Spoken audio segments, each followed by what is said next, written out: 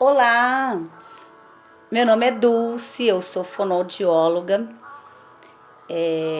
Estou fazendo agora especialização na fonoaudiologia dentro do transtorno do espectro autista.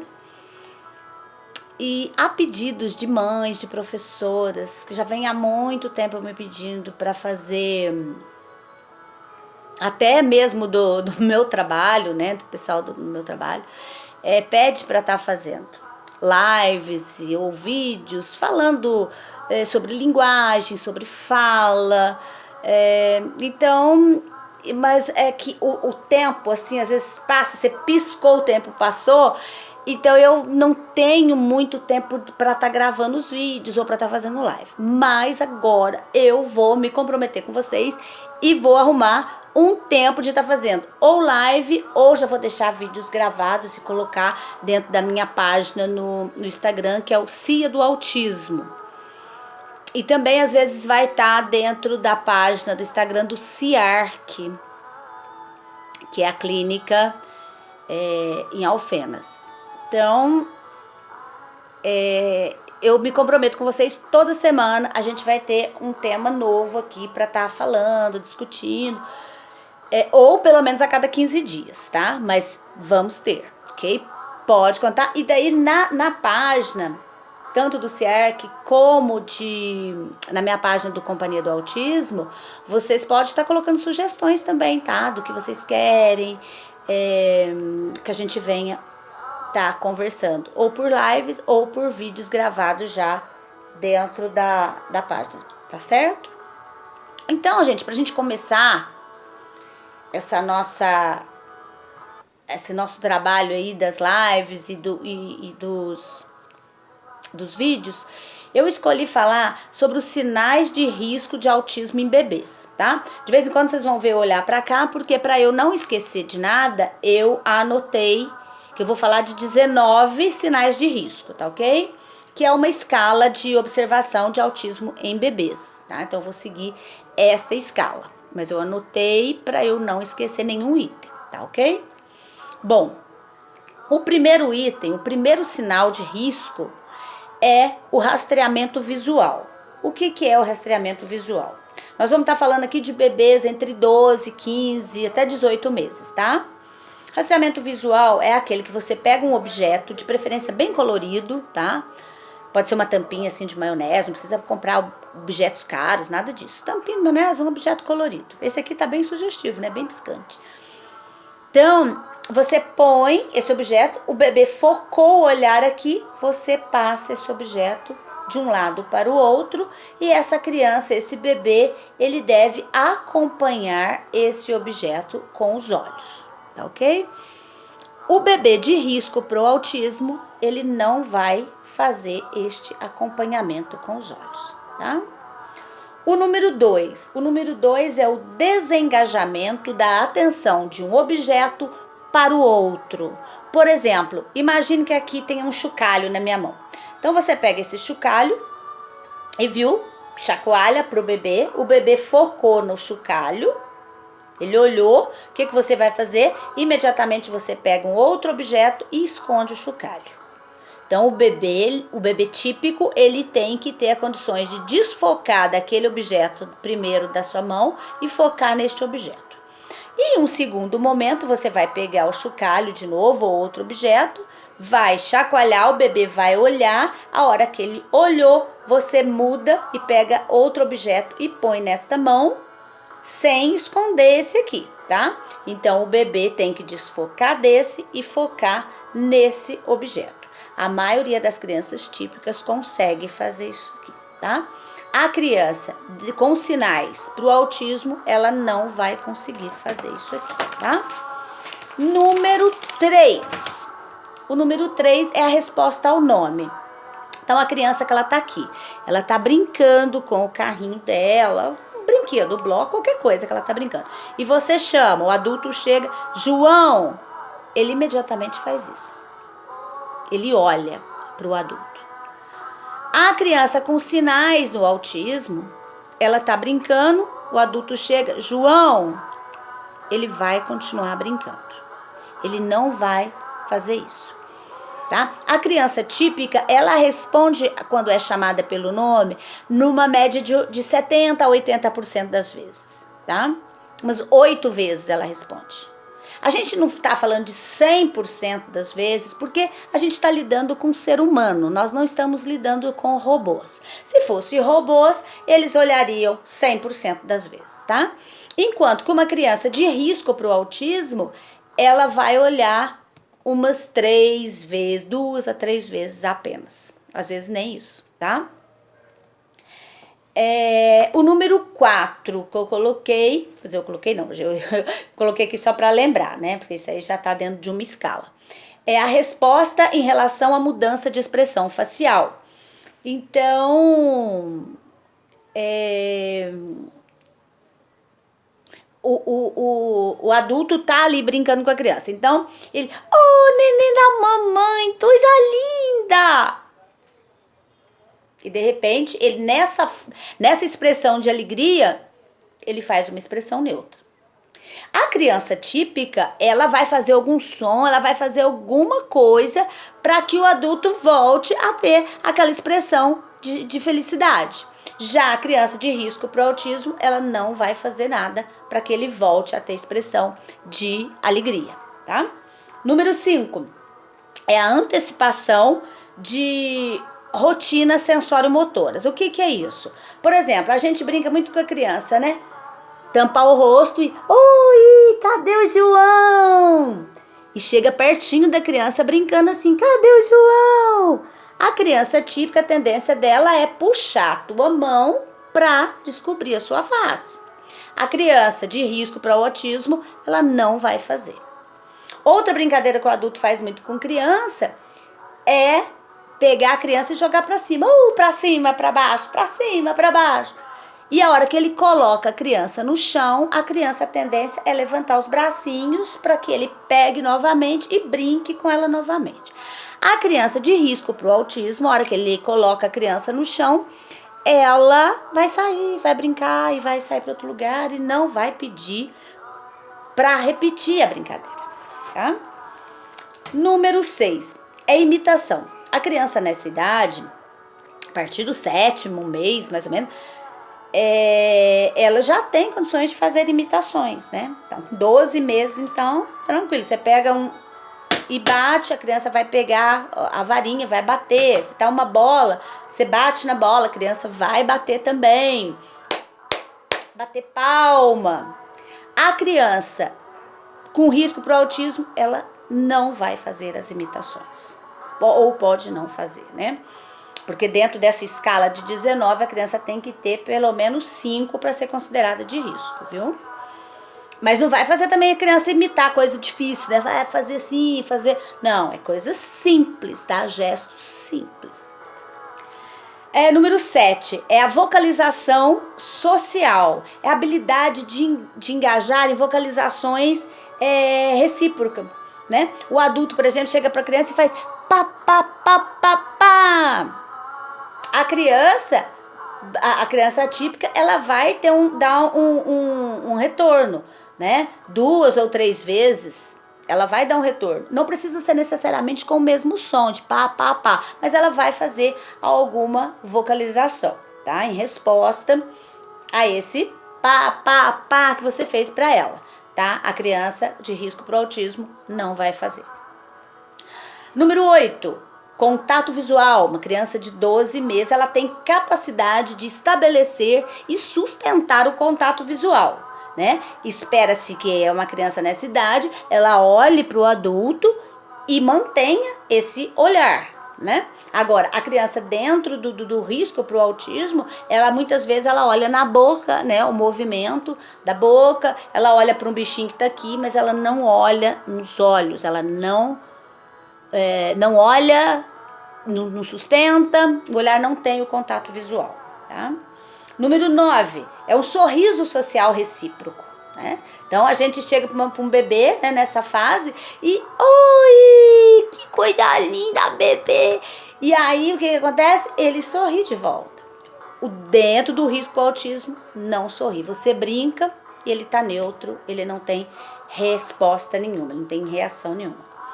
Número 10 é a coordenação do olhar e da ação.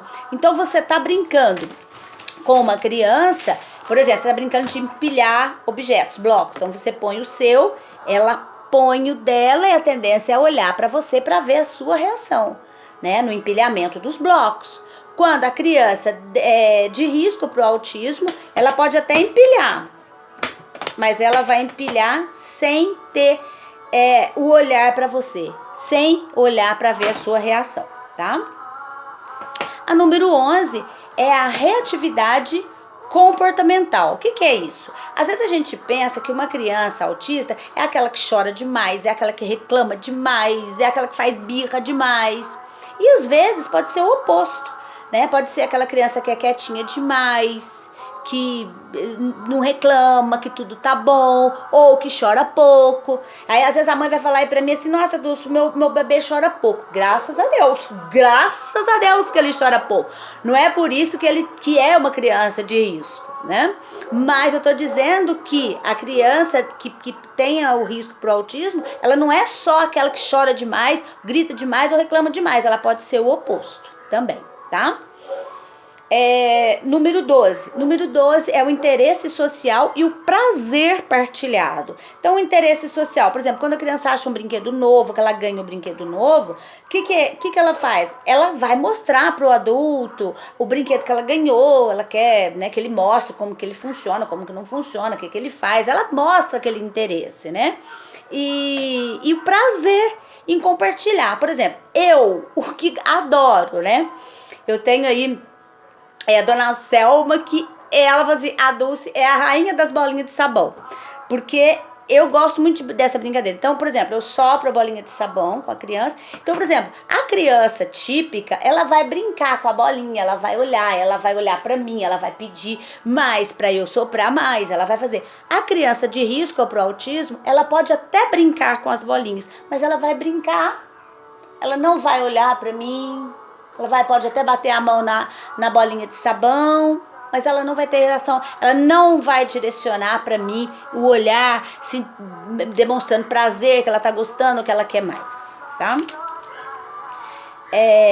A 13ª é a transição, é a capacidade de transitar de uma atividade para outra, tá? Então, a gente espera que a criança, ela tenha a capacidade de encerrar uma atividade e iniciar uma outra atividade, sem choro, sem birra, sem essas reações, né? E às vezes ela faz isso porque ela quer manter aqueles mesmos objetos naquela brincadeira, né? Então a criança típica, ela troca numa brincadeira, ela troca de objetos tranquilamente. Já a criança de risco para o autismo, ela vai chorar, ela vai fazer birra, ela vai querer aqueles mesmos objetos, tá? 14ª é o controle motor. Com essa idade de 12 meses, 13, 14, a criança típica, ela já muda de posição, ela já vira, ela já senta, ela já passa da posição sentada para deitada, de sentado para agachado, ela já tenta ficar em pé sozinha, já dá os passos.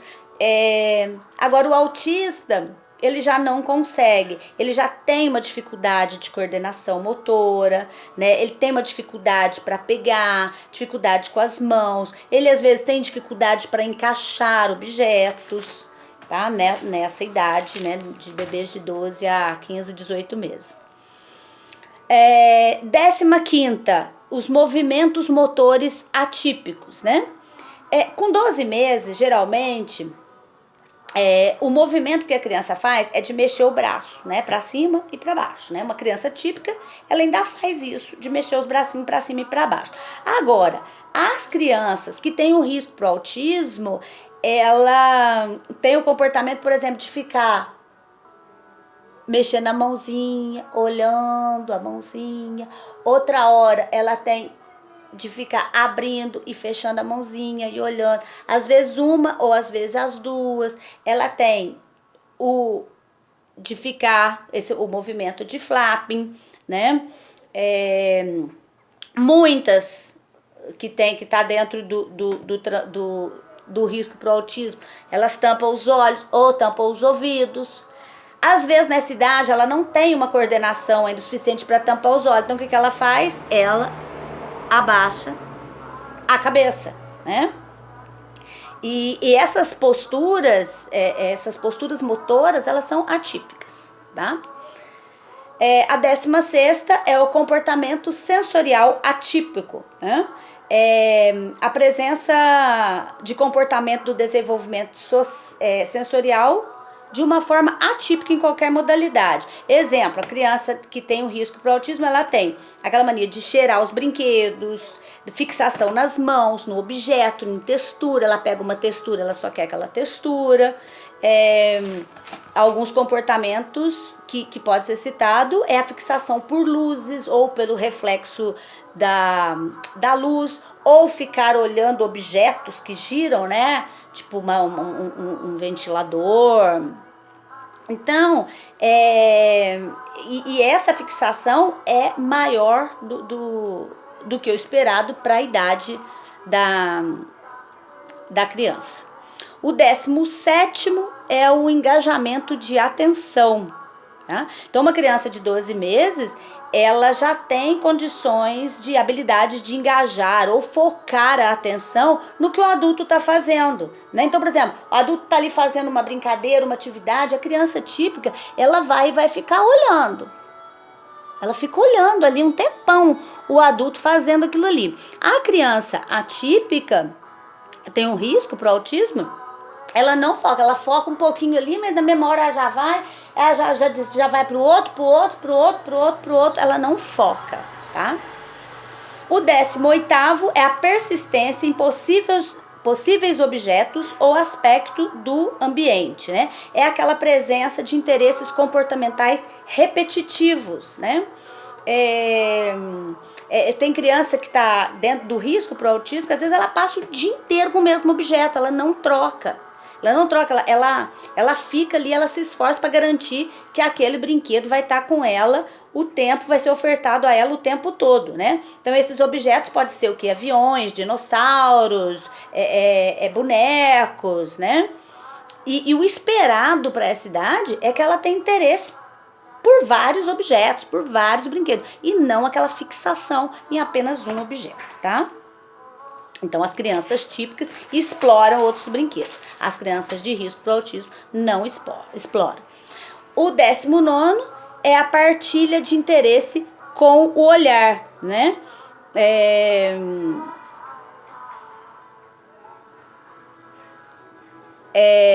Nossa, me perdi aqui. Então, a partilha de interesse com o olhar, tipo, ela olha para um objeto, olha para o adulto, mostrando que ela está com interesse naquele objeto, né? Naquele brinquedo, e brinca com aquele brinquedo, ou olha para o adulto para ver as reações dele, enquanto que a criança atípica, ela não demonstra essa reação com o olhar de querer um brinquedo novo, de olhar para o brinquedo e olhar para o adulto mostrando interesse, tá?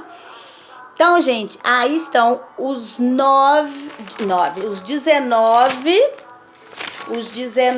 sinais de risco para o autismo em bebês, tá? Lembrando que se a criança aí apresentou 1, 2, 3, 4, não precisa preocupar, vai observando, tá? Essa escala, essa criança apresentar de 5 para cima, tá? Desses 19, se você fez o teste, ela apresentar de 5 para cima, aí é bom já você procurar a orientação, né? Do pediatra, do fonoaudiólogo, do neurologista, entendeu? Pra tá acompanhando essa criança, tá bom? Gente, um beijo de luz no coração de cada um de vocês. Segue lá a Companhia do Autismo. Cia do Autismo no Instagram. E eu vou ver aonde mais vai ser colocado esses vídeos. E aí no próximo vídeo eu já venho falar pra vocês também, tá? Um beijo de luz, fiquem com Deus e até a próxima.